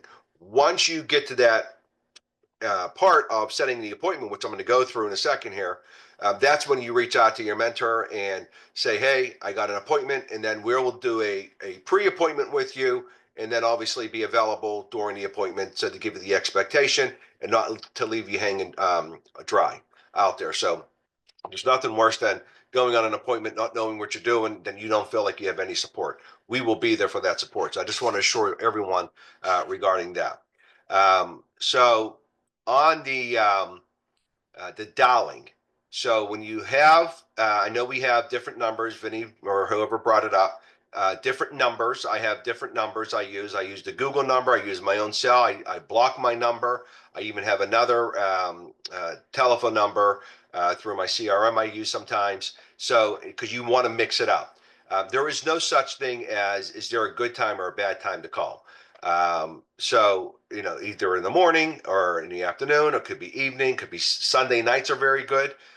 Statistically speaking, Harvard did a study a while ago, between 4:30 and 5 o'clock is normally the best time to get a hold of people, but, and that works. But I would also say, 12 o'clock is also good sometimes during a lunch. So it's just hard to say. I sometimes do it 3 o'clock. There is no such thing as a bad time. However, I will mark it on use a way you can do it. You can color code it. If you did like a green and a yellow and a purple, green was in the morning. So if I highlighted green, I know I'm not going to call that person back in the morning. I will, do a different time. So give yourself a little system or write down when you call that person so when you call back you'll get that person. As a rule, I'm going to tell you, I don't leave messages. And the reason why I don't leave messages because it leaves me the opportunity of not calling back. And if I call on this number and then try to calling on this number, it just becomes a little convoluted. So I will try at least 3 times before I would either text or call. When it comes to older leads, that's what we're talking about. And Greg talked on the $5 lead, give or take. It's more of an older lead. You're better off calling them and getting that, get them on the phone. So, so that's what I would recommend. When you use the script, I can't express it enough. We want to use it with energy, with confidence, but with urgency. So, and also, I'm going to tell you, we all understand when you talk. If you talk to somebody on the other side of the phone, either they have a smile on their face or they don't. And that's I'm going to talk basic stuff, and it seems like that most people should know about this, but I'm going to tell you it's a great reminder that you need to have a smile on your face when you come across that phone. Your tonality is very, very key. With each one, you got to stay calm, confident, and clear. The first 7 seconds of you picking up the phone, and within the first 7 seconds, either they're going to hang up on you or you're going to catch their attention somewhere along the line. So that is very key when you're working with it. Just to continue on that, there are certain things that I would recommend we want to avoid when you're on the phone with the client. So, give you an example. Never ask, is John there? So if you're looking at your lead and it's John, it's a male, and a male answers that phone, you want the assumption is, hey John, it's Ken Corey. I'm getting back to you regarding, the form that you filled out on the mortgage protection. So in other words, you want to assume it's John. So, and I can do a quick little role play, but we never want to ask, is that John? Or we also want to skip certain things in our conversation, especially with the tonality from the other person picking up that phone. Because sometimes we call 2 times in a row, and you get that person a little aggravated. But once you start talking, I've never had a person say, "Why did you call me twice?" Never. Just so you understand. So that's called back-to-back dialing. But I will never say, is this John? And I also won't say, how are you doing today? And the reason why I won't do that is because you want to keep control of the conversation. You don't want them to, you want it to go off somewhere else. And then avoid sounding unsure, passive, or, overly script. So that's why when we say understand your script, don't like you're reading it like you get this from those telemarketers and those voicemails that you get. So you want to be natural about handling it. So those are important parts of the beginning part of calling when you do it. Stay relaxed, calm, tonality, like you're talking to your girlfriend or your friend or whatever it may be on the other phone, like I'm talking right now. I'm just going to talk normally, and that way it comes across. You don't want to come across like a telemarketer. So remember, you're not cold calling, right? Regardless if it's a $5 lead or a $75 lead, keep in mind that $75 lead, right? That's when they first send it in. These are people who asked us to give them a call because they want more information on protecting their mortgage in case of a death or a disability. Well, that same $75 lead, just no one really closed him yet or had an opportunity of speaking with him. So after 30 days, it just becomes cheaper, but it's the same person who sent it in. Keep that in mind. So it's not a cold call still. So we get them, and what's nice about those $3 and $6 leads, those $5 leads on the mortgage protection, what's great is that it has been 3 months or 4 months before someone even talked to them. So they're not going to be bombarded like they are at the very beginning. So the positive is that when you call them, you got better attention on them talking to you versus saying, you're the fourth person that called me. You're not going to get that as much. So that's a very great positive on those particular leads. Yes, you have to get more to get to the same result, but I just wanted to bring that to your attention that the leads are still a very strong lead for you.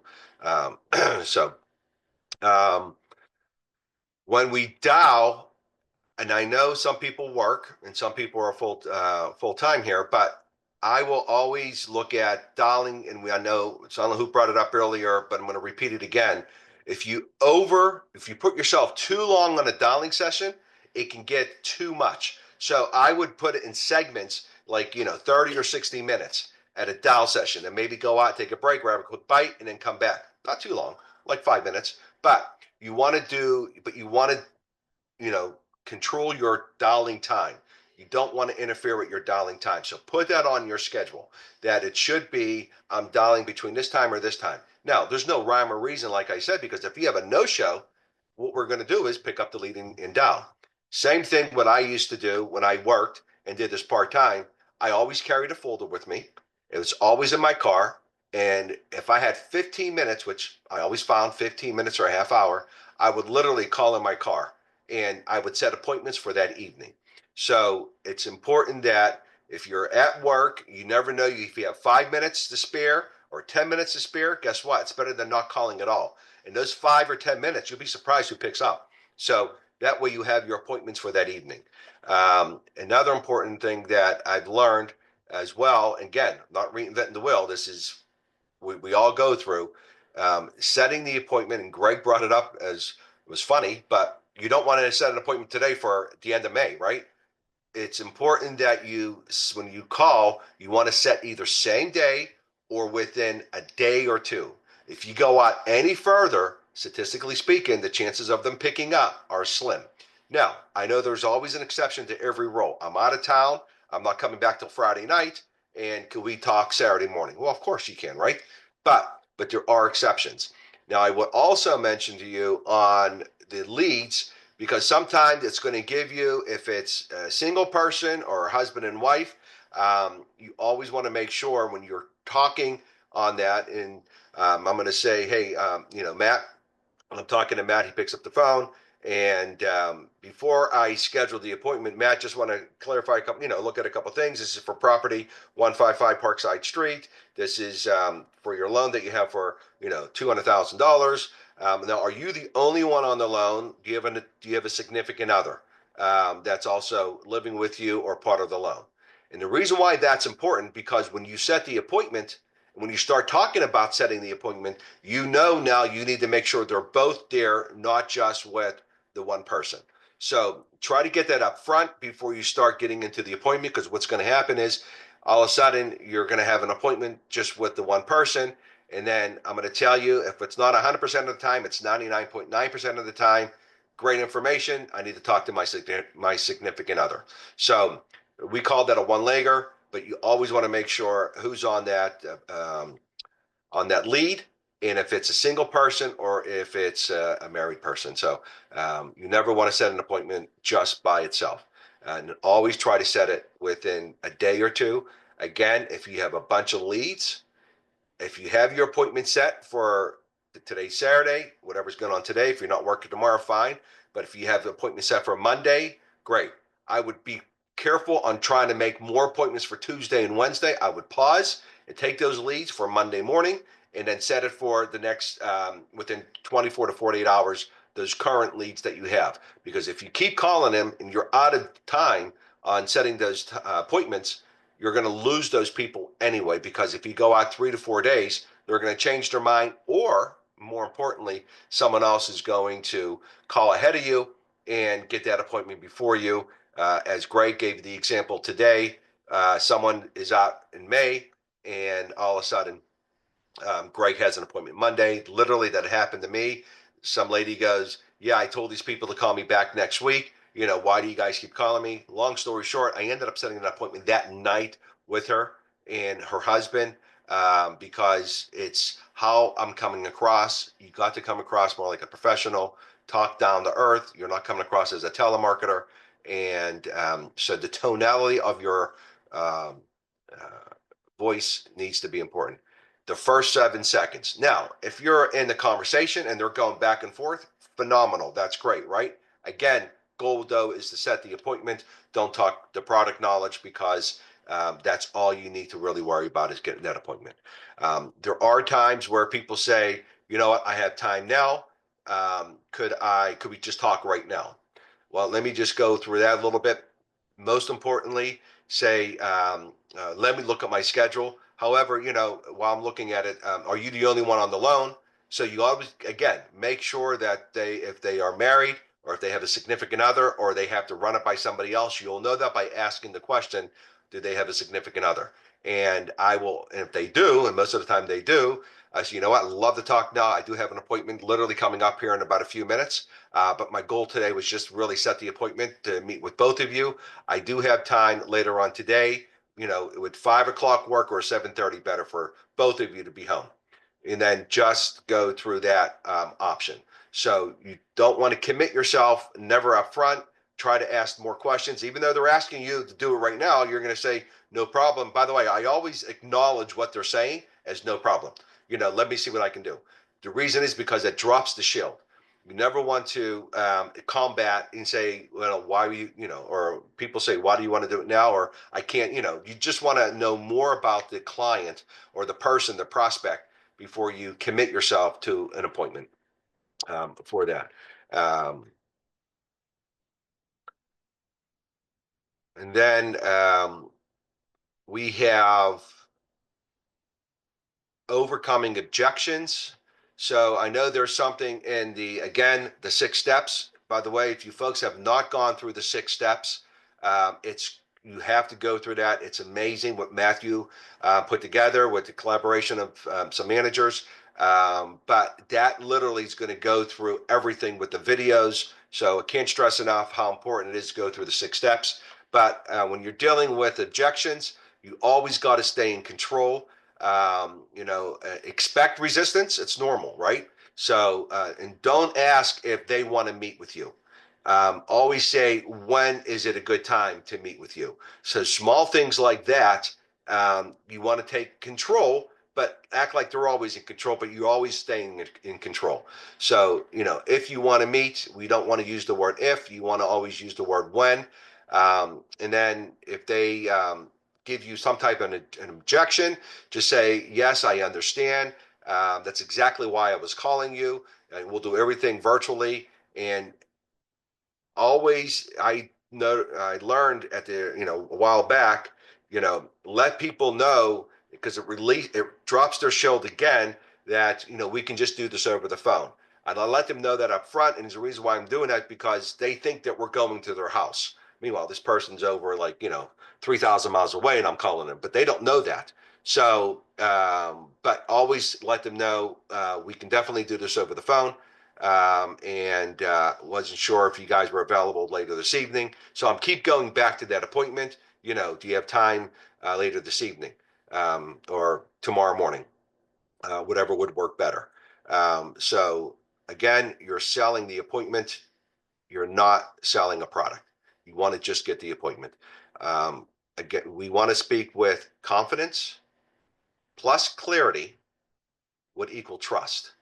So if you think of that, if you have confidence plus clarity, that would equal trust. And that's what people are looking for. They don't know you from Adam, but the way you come across on that phone, that trust level will come in when we speak in slow and to the client the right way. And don't use any large jargon type words and they don't understand. just speak, that language for them.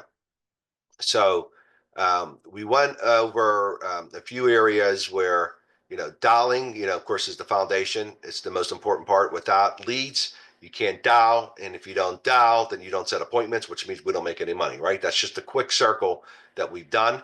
And then one of the bigger things that we come across is, okay, you set the appointment, got the lead, you finally got someone on the phone, they answer, you're talking to them, and now they agree to meet with you.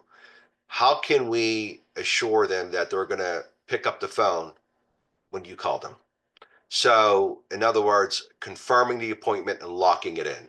So, we still don't have control over 100% of the people. You're still going to get no-shows. You're still going to get people who are just going to ghost you and just, they just set the appointment to shut you up and then they move on, right? We understand that. However, with that said, there are ways that we can help perfect on making sure that they're going to be there. One of the things is, after you pick a time, lock down, the time, you're going to say, perfect, just to confirm, you'll be available at 6 p.m.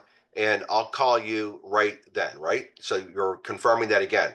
And then please make sure your phone is nearby or you're in a quiet spot so we can go over the information properly.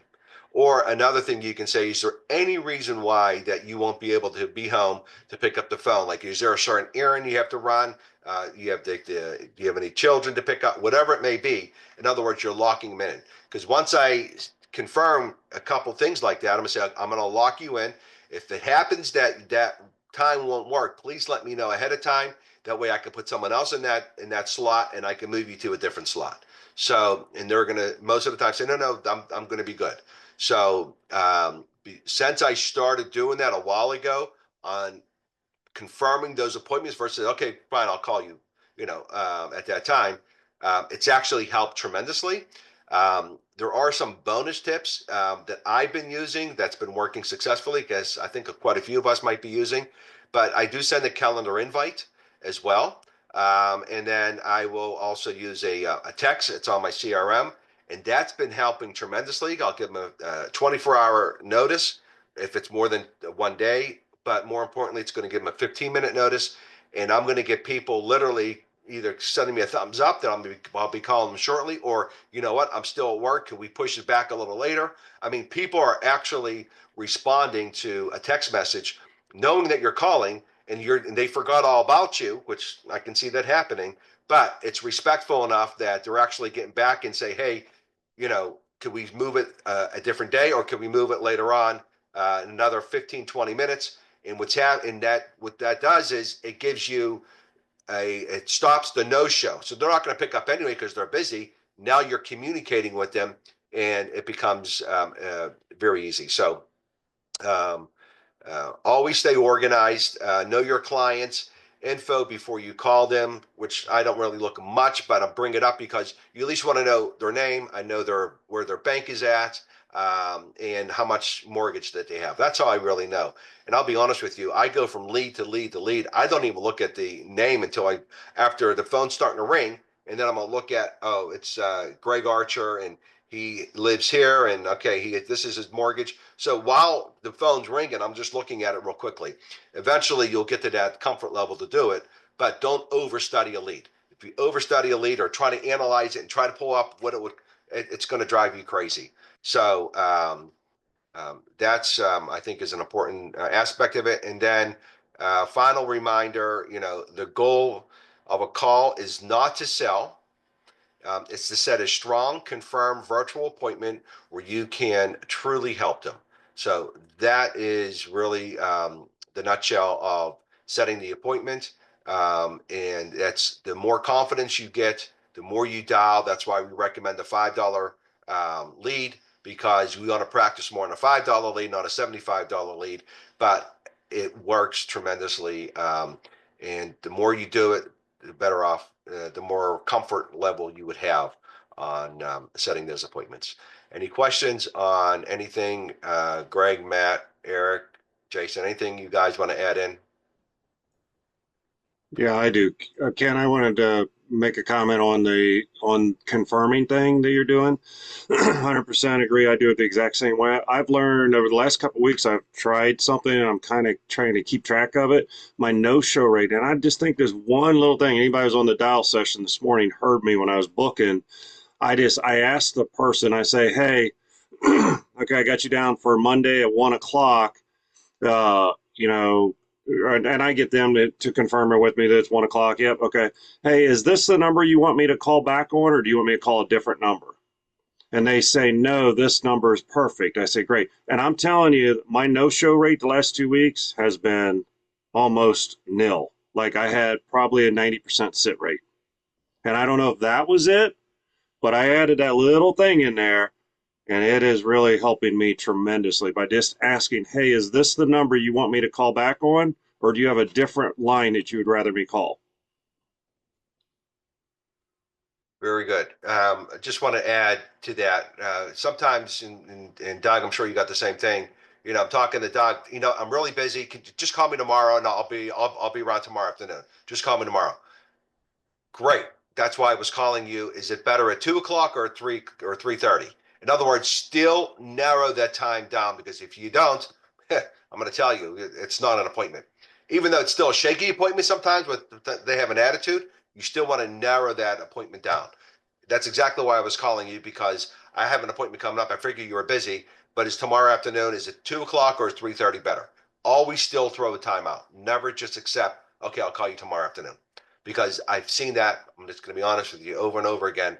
And I can't stress enough that you still want to stay in control, but give them the okay that you want to get off the phone right away too.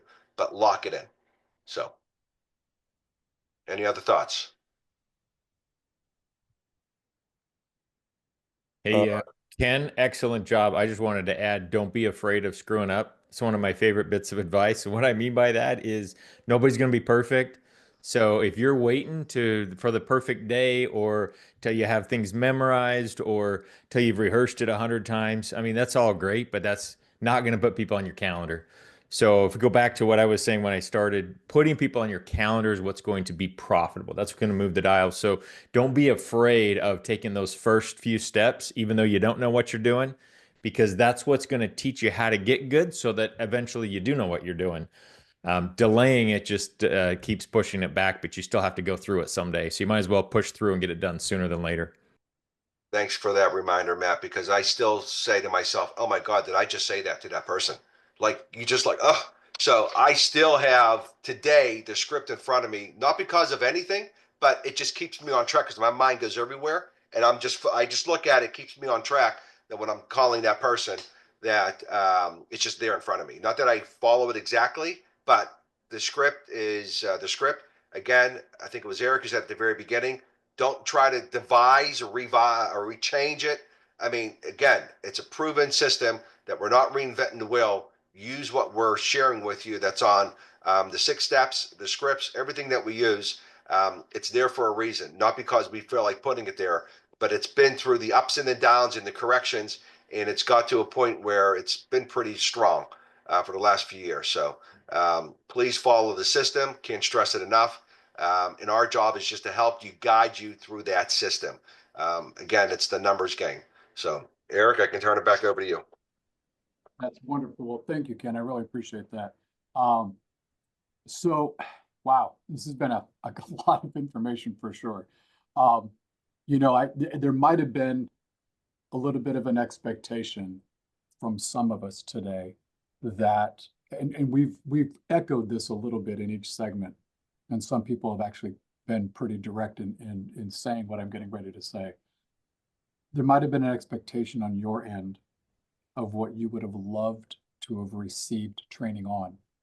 And a lot of times, like I can remember still attending trainings early on in my career where I was hoping they'd focus more on presentation, specific carriers, products, the difference between this or this, underwriting, what's best when you have this scenario. And those are all great trainings.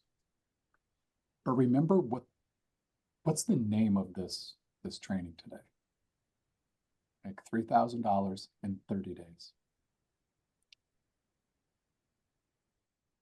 if you can go out and re-listen to this, take your notes, spend some time this weekend, and go back through, scheduling, mastering your time and maximizing your productivity, to what Matthew Wilson spoke to,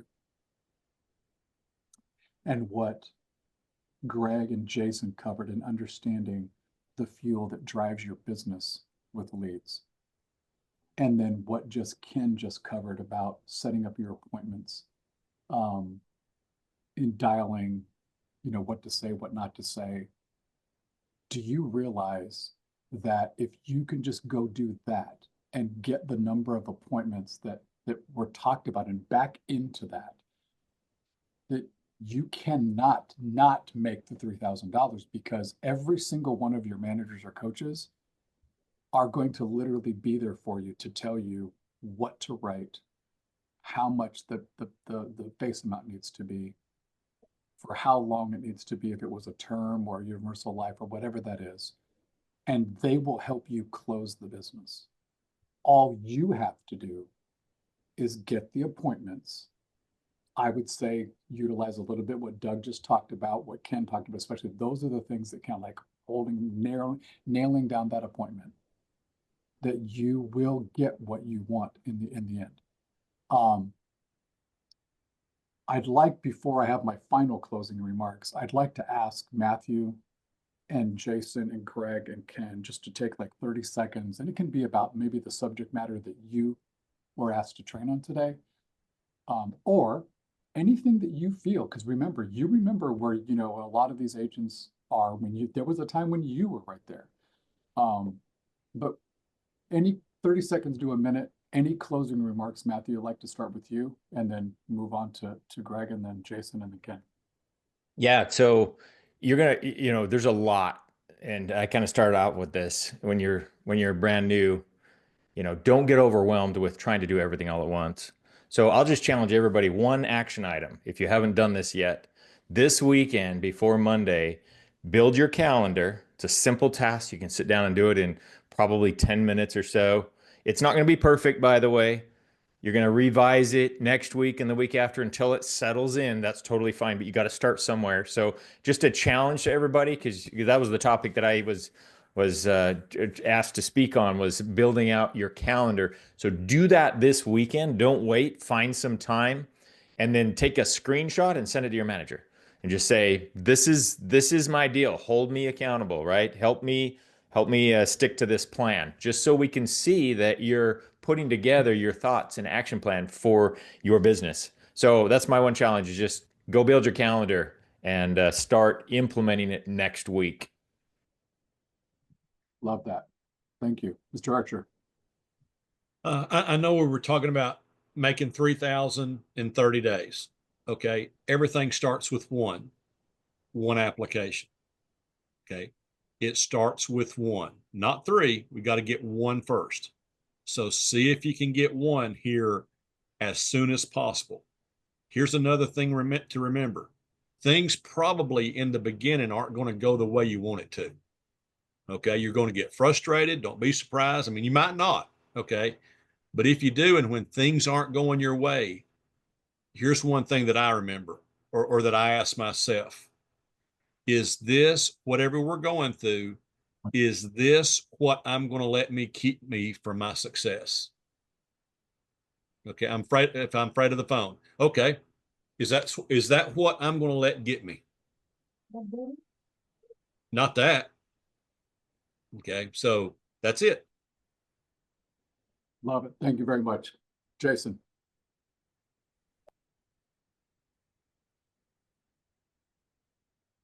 I don't know if he's maybe not be on. Jason. He might not be on. He has that.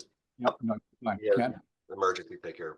Yeah, So yeah, bottom line is, obviously being your own boss means it's phenomenal, right? But if we don't keep ourselves accountable, and like Matthew said, your boss is your schedule. And Greg, talked about the leads and, how do we know if we have enough leads or not? And you'll know that, all right? You're understanding your business. But if we stay focused, if we lead with posture, if, by even setting the appointment, you're not setting a sale when I was talking about the appointments, being organized and staying positive.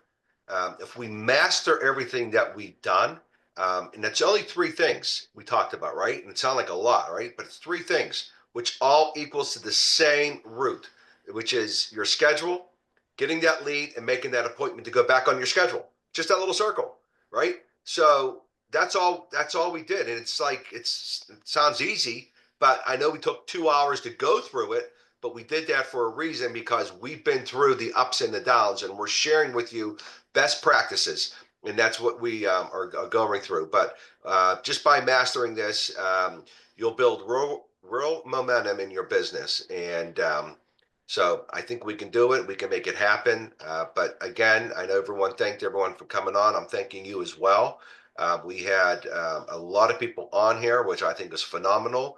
We appreciate. I know it was a last minute, and we hopefully would have some more of these down the road. But this is a great start with the team that's been here for a little bit, and then we got a lot of new ones on here too.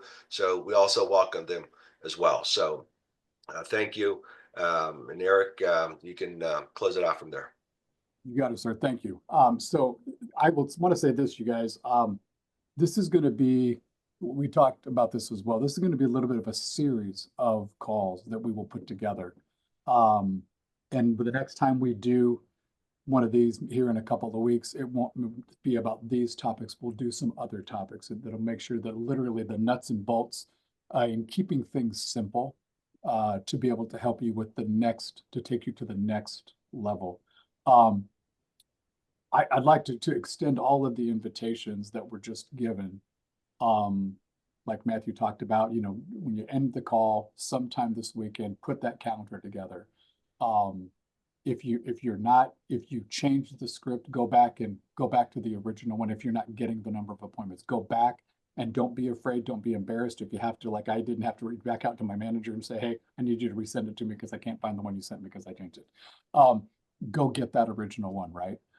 Make the commitment to go get the number of appointments this week that you need to go, like Greg said, go get one and then get another one, right? Because this is a perfect time to do it. It's the 26th of the month. We're getting ready to start, the fifth month of 2025. And I'm going to use one of the little sayings that I put together for the Valdez group, and we've now had this for probably 3 or 4 years now. And so your results in the month of May or by the end of the year are going to be a direct reflection of your ability to create activity and then for how long you can sustain that activity. But that statement also applies to your mindset. Your results for the month of May are going to be a direct reflection for your ability, Matthew Wilson, to control your mindset, to keep it where it needs to be, and then for how long you can sustain that mindset. It's every little thing we need, it goes along with that, right? So the key to consistencies are your habits. That we are letting it, like these 3 habits of making sure your schedule's right, making sure you're having your strategy calls with your leadership about the lead types and the strategies and the amount and the number of swings at the bat that Greg talked about, and then making sure that you're mastering what Ken trained us on, right? So I'm hoping that each and every one of us will make the commitment to ourselves, and I hope, like, if you have a significant other, husband, wife, girlfriend, boyfriend, could be your mother who's watching your children when you're running business, go tell her, go tell him, go tell somebody what you committed to. And then also let your manager know what you're committing to, and hold them, allow yourself to be held accountable for all of the right reasons, not all of the wrong reasons. Every single one of you that were hired on here were hired because you already have the skill sets to be successful. Or the job as an insurance agent, working within the group that you're working with, you would have not have been extended that opportunity. If you work directly with us or with Doug or with Vinny or with Matthew or with Greg or with Ken or whoever it is, Daniel, they wanted to work with you and they saw all of those things in you. Even if right now, today, you don't believe or you've lost some belief in yourself, it's still there. That's one of the reasons we had this training, to make sure that you understand you do have everything that it takes to do everything that we trained on. It's just going to take some sacrifice, some discipline, and some execution. We believe in you. Please start and continue to believe in yourself and take that into every single appointment and care about those people, search out those people, find the policies that they need. And when you serve others unselfishly without worrying about your commission, your closing rate in protecting families is going to go up so much higher than it is if you're just looking to make 500 bucks. Make it about protecting the family. I think the next time we do this, we're going to talk about some underwriting and working some referrals and doing some things to get us some more appointments, even beyond what we did today. We'll have some different folks come on. We'll get some Vinny's down with Doug. We'll have you part of the training. We'll get some other managers involved in how to do this. But anyway, I'm just super grateful you would take the time. We're 11 minutes over. That's my fault. I went on a rant about an hour ago. So that's my fault that we went. Doug, stop it. So have a wonderful rest of the Saturday. You guys have a wonderful weekend, and I want every single one of you on the leaderboard next week. You guys have a great day. Have a great weekend. We'll talk to you soon. Take care. Bye-bye now. Thank you.